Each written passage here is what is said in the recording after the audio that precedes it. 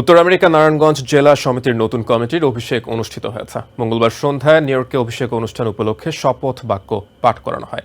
নারায়ণগঞ্জবাসীকে ঐক্যবদ্ধ করতে নতুন কমিটি পদক্ষেপ নেবে বলে জানান দায়িত্বপ্রাপ্তরা। বাংলাদেশ ও আমেরিকা জাতীয় সঙ্গীতের মধ্য দিয়ে নতুন কমিটির আনুষ্ঠানিক যাত্রা শুরু হয়। অভিষেক অনুষ্ঠানে যোগ দেন পুরনো কমিটির সদস্যরাও। পরিবার ও বন্ধু স্বজনরা যোগ দেওয়ায় অভিষেক অনুষ্ঠান মিলন মেলায় পরিণত হয়েছে।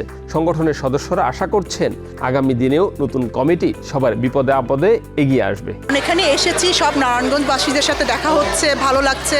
এখানে যদি সবাই আসে আরো ভালো লাগবে। নারায়ণগঞ্জবাসী যারা আছেন তারা বিভিন্নভাবে যাতে সেবা পায়, আমরা একসাথে যাতে সবার সাথে মিলেমিশে কাজ করতে পারি, সে ব্যাপারে আমি সবসময় কাজ করে যাব।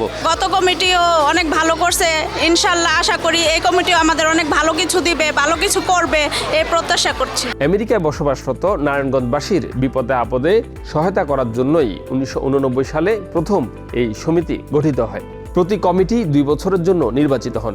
এরই ধারাবাহিকতায় নতুন মেয়াদের কমিটি 2024-25 ও 25-26 অর্থ বছরে সমিতির সদস্যদের মঙ্গলের জন্য কাজ করবেন। আমাদের মূল উদ্দেশ্য প্রবাস জীবনে আসলে বাংলাদেশ থেকে নতুন আসলো, তাকে সাহায্য সহযোগিতা করা, তাকে জব খুঁজে দেওয়া, তার থাকা খাওয়ার ব্যবস্থা করা, বা বিদেশে কেউ মারা গেল তার লাশটা পাঠায় দেওয়ার ব্যবস্থা করা।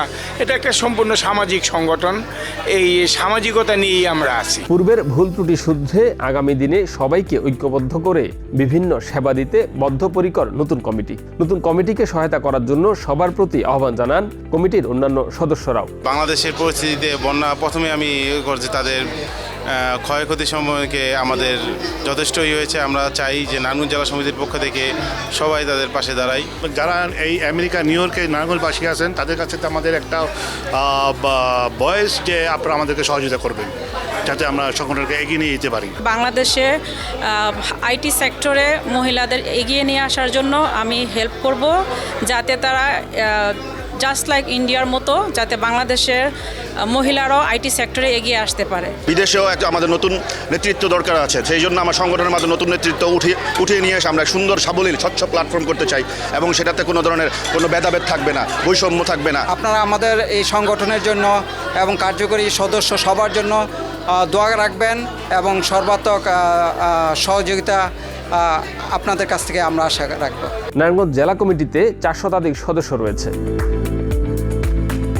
Shariful Islam, TVN 24, New York. New York থেকে সম্প্রচারিত টিভিএন 24 টেলিভিশন বিশ্বজুড়ে বাঙালির কণ্ঠস্বর।